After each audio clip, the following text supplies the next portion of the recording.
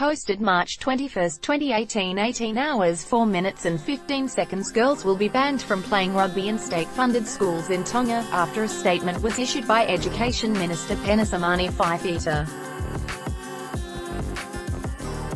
In his statement, Mr. Fifita said he was issuing the ban because it was against Tongan traditions and culture for girls to play rugby.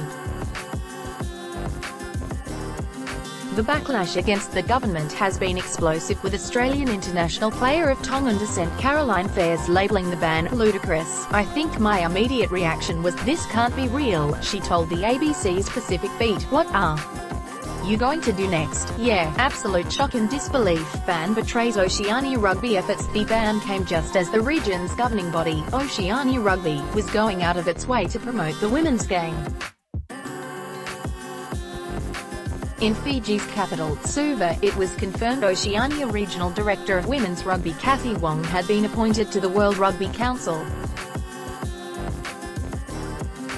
On the announcement of Ms. Wong's appointment, Services Manager for Oceania Bruce Cook reaffirmed rugby's popularity made it an ideal platform to raise awareness and promote gender equality in the Pacific. "When girls play rugby, they transcend the gender limits set on females," he said. World Rugby, and in turn Oceania Rugby, is committed to be a global leader in sport where women have equal opportunities in all areas. Fairs said the latest move by the Education Minister had sent the development of the sport in Tonga into reverse. "Look at Fijiana, look at PNG, they are doing so well for themselves, and we're developing, and we've done really well at previous Pacific Games," she said. "But just to go backwards and not have our young high school students playing, I mean, where else are they going to build that skill level in order to compete at the highest level?" Claims ban puts PM's views above majority Tongan women's rights activist Ofa Guttenbeil-Liki also criticised the rugby ban, which she said was a reflection of Prime Minister Akili Sipohiva's own views, rather than those of the majority of Tongans. He doesn't support young girls playing rugby, because it's his personal view that it takes away the dignity of girls who play it, because in his view it's a male sport. Ms. Liki said, "I do not believe that parents were consulted or had their personal perspective taken on board. I think there should be an opportunity for them to speak, not just the parents, but the students themselves." News of the ban has made its way around the world, with New Zealand Prime Minister Jacinda Ardern the latest to express concern, saying all young women should be allowed to play whatever sport they choose.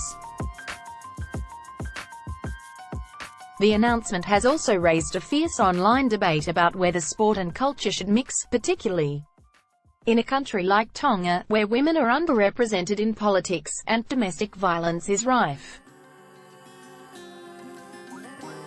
Fairs said if that situation is to change, banning girls from playing rugby at school will not help. Taking away rugby only takes away their mateship, their sense of belonging within the team. The Wallaroo said, "There are so many women who play rugby at the moment, whether it's rugby league or rugby union or any kind of sport, who are just outraged that such a decision has been made. Hopefully the government and the minister will listen to the public and see that these young women are upset.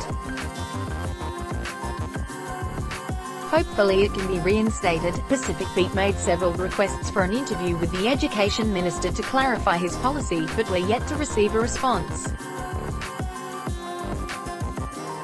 Topics: rugby union, women's status, world politics, crime, access to education, sport, Tonga, Pacific, Australia.